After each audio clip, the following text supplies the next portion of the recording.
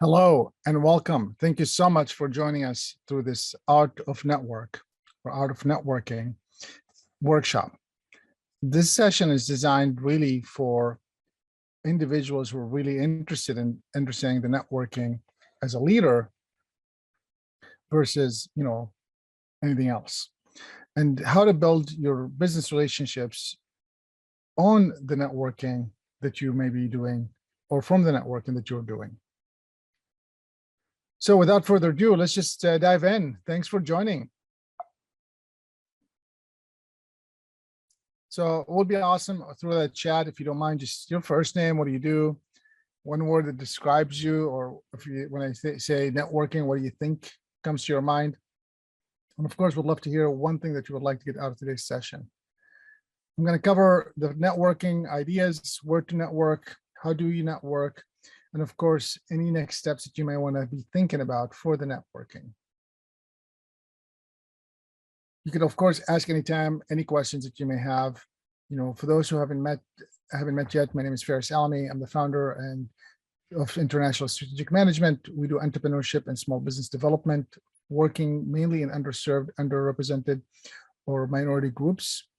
And generally speaking, we work with organizations that supports them establishing entrepreneurship activities or small business development activities or talent activities or mentorship activities or funding activities in that specific community. I'm originally from Palestine, grew up in Kuwait, and lived to the US during the first Gulf War. Many of you might have heard about the backstory of this, so I won't bore you with the details. With the t-shirt business in the early 90s, raising funds for nonprofits, then to wholesaling perfumes that grew up to about 500 people in 7 states, and then to doing technology online and selling online through the e-commerce. And then in early 2000, 2003, I did different retails, of course, throughout my whole career. I've done all kinds of retails from 1991 till then. Basically turned around some of the Macy's department stores. I was one of our executive team member. And then I joined a small beauty store that was backed up by a venture capital, helped them turn around one of the stores that they were acquired by mom and pop, and then opened up 7 more stores in a couple of states. And then in 2003, we founded ISM, which we basically focus on entrepreneurship and ecosystem development around small business, underserved communities, underrepresented communities, or minority groups. And our goal usually is to work with an organization like a nonprofit, a government agency, a government city to establish entrepreneurial activities in that community, such as training program, mentorship program, training the trainers, funding programs, activities where entrepreneurs could come prosper and start or grow businesses. We occasionally do directly work with entrepreneurs. Through all of our programs, we work with entrepreneurs through our partners, but occasionally we get few entrepreneurs that come through and work with us directly. I've been lucky to work with thousands of organizations. Many of them we won't be able to fit here, but most of them you wouldn't even heard about, but some of them you have, and here's a sample of them. And with, thousands of entrepreneurs globally in over 100 countries as of right now. We usually work around these pillars. So this is where the experience is coming from in these 5 pillars that you see on the slide. And, like I mentioned, there are lots of numbers that we track, but here's a sample of them: 100 countries and over 100,000 hours of advising, mentorship, or, working with entrepreneurs directly. All right. When I say networking, let's dive in. What does it mean to you? Yeah, please use the chat, And by the way, yes, I did put that on the slide, not IT networking or networking. I'm talking about networking as far as individuals or people. So when I say that, what comes to your mind? Please go ahead and in the chat or in the comments area, feel free to contribute what you think that means to you. I've asked this question to individuals in all kinds of places, from Russia to Oman to Myanmar to Detroit and everything else in between. And I've always gotten all kinds of wonderful and interesting answers. And yes, networking is anytime you are with people. It's not only when you go to a chamber of meeting. It's not only when you go to a networking event, which we have many of them throughout the day, as you can see on this platform. It's really all about networking. Anytime you interact with someone, anytime actually you're not even interacting with them, but you're sending them messages or posting, or they're interacting with you on social media, that's all networking. So anytime you're interacting with anyone, anytime, in person or virtual, is part of the networking. And the reason I bring that up, because I want you to rethink how you think about networking. I want you to think about networking as every time you have an opportunity, you're interacting with someone, it is a networking opportunity. Where do you do that? Well, I'll let you answer that. Think about it. Where can you do networking? You do it every day. Social media, you're doing it right now. You're doing it next time you send an email. You're doing it next time you meet someone.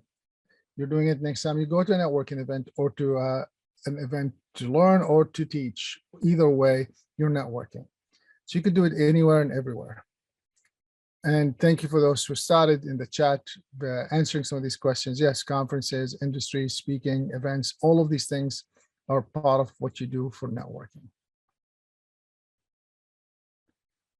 So what I wanted to do is talk about the top 10 skills for networking.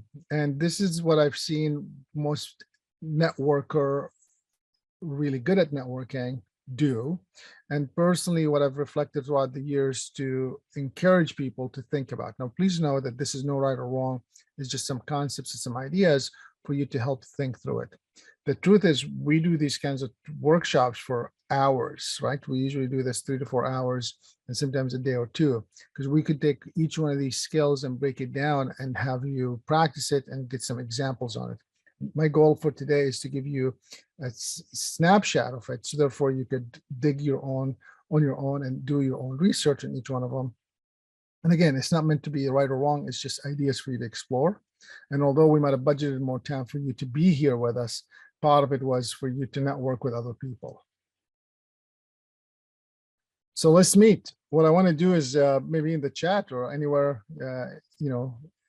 in the comment section, please introduce yourself. Just tell people who you are, what you do, and where you're calling from. So one line, you can't write 15 sentences about what you do. So restaurant owner of Thai food, live in wherever you live, and then your name, and that would be an idea. And I want you to know is when I ask these questions, what's considered normal or norm for someone may not be the same. And this is where art of networking starts. Understanding that when I ask a question of introduce yourself, somebody might take a minute to go back and say, well, I was born here, and they might go through more details. Someone else might give you no details and say, well, I teach, and then that's it.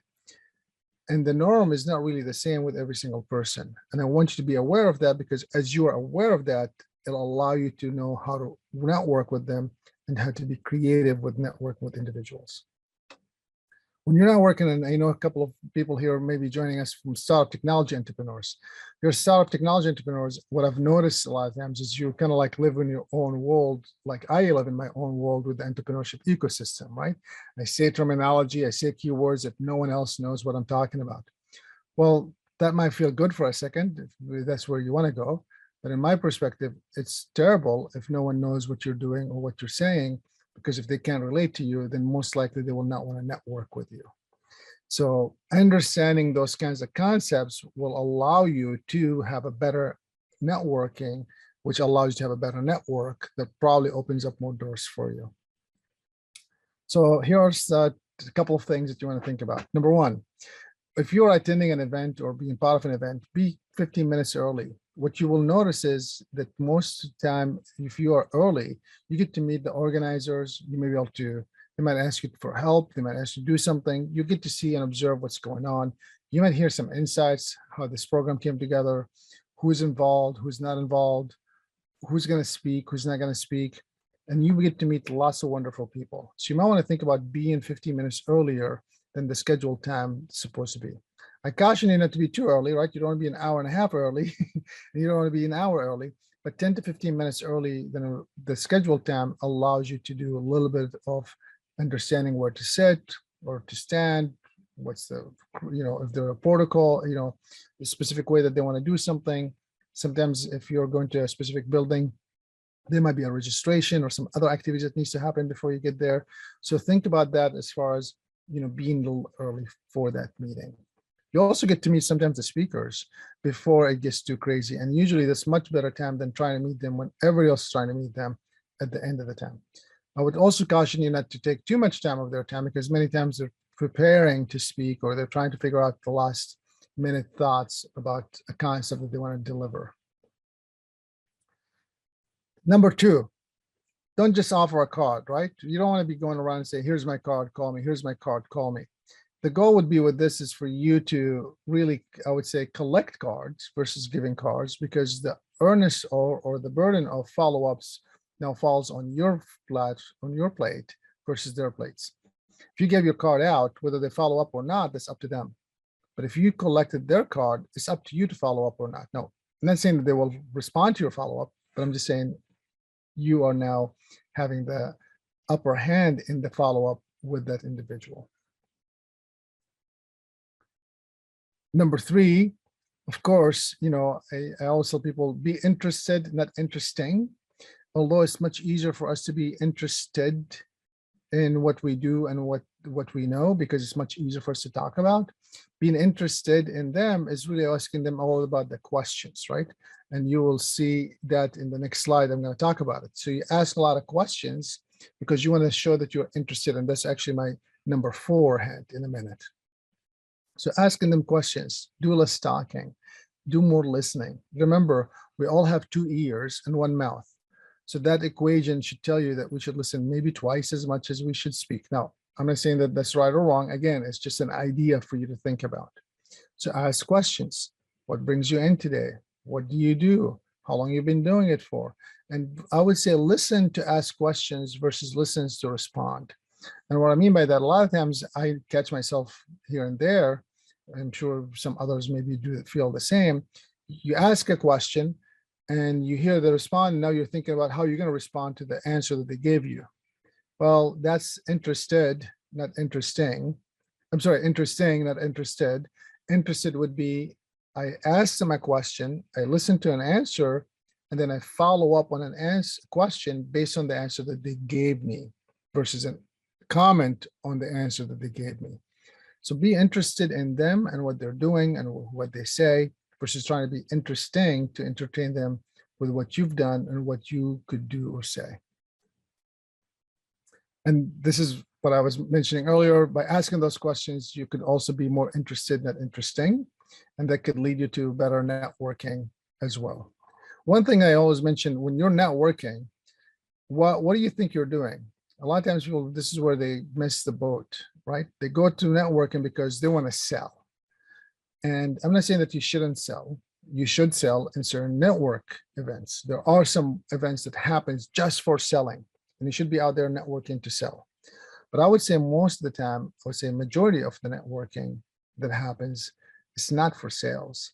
It's really about building relationships, getting to know the person, getting to build a rapport with them. So don't be going out there just trying to sell them what you got, right? And trying to get them to buy from you. I understand the need of doing that because that's why you're out sometimes. But if that's your only mission, I would encourage you to find only those networking opportunities for sales connections. And there are many of them, expos, and there are many times where they're asking you to display your product and services because they want you to sell, or you're going there to buy a product or service. But I would say most of the time people are networking, whether it's they're commenting on an Instagram or a Facebook or sending you an email, they're networking to know you and get to ask you questions or learn about you or working with you, but they're not interested in just buying from you. Some might be, but majority when they're networking, they're not really interested in that. Number 6, if you are in a networking event and there are people, I would encourage you to think about helping them be introduced to other people, right?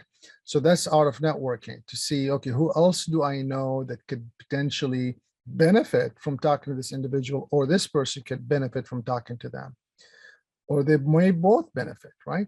So you want to think about that. Who else can I help them introduce them to that could potentially allow them to do more of what they're trying to do? And I would caution you, sometimes it's easy to say, well, do you know this person? Do you know that person? The truth is, dropping names can be somewhat misleading, because if you're dropping names, they might think you're trying to show off or you're trying to showcase something. And I would encourage you not to do that, only if it makes sense for you to mention someone's name that maybe you think they might know, or they might be related to, or they might be aware of their work. I would mention that. Otherwise, dropping names just for the sake of dropping names just won't do you any good in the networking events. And the last couple of items I wanted to bring up to your attention is you want to think about, you know, ask for their card at the end of the conversation, not in the beginning of the conversation. I've seen sometimes where networkers go in and just they say, "Can I get your card? Can I get your card? Hi, my name is Ferris. Can I get your card?" And they don't know you. They don't know why you're asking for the card. So it's better if you wait till the end. Now, occasionally asking for the card up front might make sense. An example of that would be if they're a speaker and you want to follow up with them, say, "Hey, I enjoyed your presentation. Would love to stay in touch. Do you have a card?" Right? So just don't ask for the card alone. Ask with a comment for why you're asking for the card. Or you might have liked about a specific sentence that they said, and you might say, "I really enjoyed that one thing. I'd love to dig deep with you on it, or ask you a few more questions on how you came up with that. Would you mind if I follow up with you on a card?" Right? So asking for those kind of permission can allow you to have a better rapport, because remember, it's all about the relationship building. And the last thing I'm going to say is follow up. And these days we're getting all lazier, right? We just want to write an email. Occasionally, I would encourage you to write a thank you card and just drop it in the mail. People get less and less mail today, especially from people about thanking them. So when you do that, you might stand out, and that might make you a little bit more different than everyone else that they've talked to. I'm not saying that you shouldn't send an email. I'm just saying this could be an additional opportunity for you to do something like that.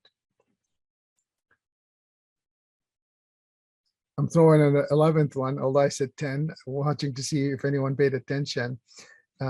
When you're networking, I would caution you, especially if you are trying to get a new work or if you're trying to explain something, to not let your past control your future. Your past is not your future. As a matter of fact, your past can shape your future, but it doesn't have to. But it could also teach you from the past so you could have a better future. So make sure when you're talking about your past to make sure that you're using your past to leverage to advance your future, not to keep you in the past. And one example I use by that is if you've always been in a job A, I'm going to call it, and you want to be in a job B, or the other way around, you've always done a job B, so you've been an assistant manager and you want to be a store manager, don't keep your conversation all the time about you being an assistant manager. Mention that you've been one and you've managed this store and you move to transition to managing. So therefore the conversation talks about the future, not necessarily just the past. And the last comment I'm going to mention, it's not about you when you're networking. It's about them. And if you could get that away from me today and just walk away with this one concept, when you're networking, it's not about you, it's about them. I think the art of networking will start unfolding for you to get you where you want to be. I'm going to stop right here to get some final thoughts or questions or comments. And I will also say, make sure that you check out any egos. Sometimes people have egos because you maybe accomplished something or you may be on top of the world, and that's nice. But just remember, when you're networking, you're all about them. It's not about you. And it's about you listening to them. It's not about you. It's about you being interested in them. It's not about you. So therefore, the ego needs to be checked out. My attitude has always been, when you meet the person for the first time, whether it's, by the way, online, virtually, which is fantastic these days, or in person, the conversation will be over once it's over, but it's up to you to follow up with it and see what you can do with that. And I think where the follow-up comes in is those who are really good at networking will do a little bit of homework to figure out who is the person that I spoke with. Can I do any research on them? And then can I follow up with specifics with them? And that's usually more powerful because then it'll keep you remembered because of the effort that you've done. So thank you for being here. You already know how to reach me. I appreciate it. Have a great day, and I'm looking forward to seeing you online throughout the week, and we'll talk soon. Again, this is Ferris Alami. This was The Art of Networking.